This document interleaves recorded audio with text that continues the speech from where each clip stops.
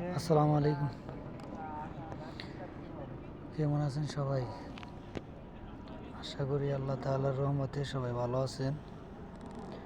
তো অফিস ছুটির পরে আসছি সাগরে রেখে আসার পরে দেখতেছি পাখিগুলা অনেকগুলো শিকার করতেছে আর কিছু পাখি বিশ্রাম নিতেছে। ওই যে পাখির অভাব নেই, পানির নিচ দিয়ে ডুব দিয়ে শিকার করতেছে।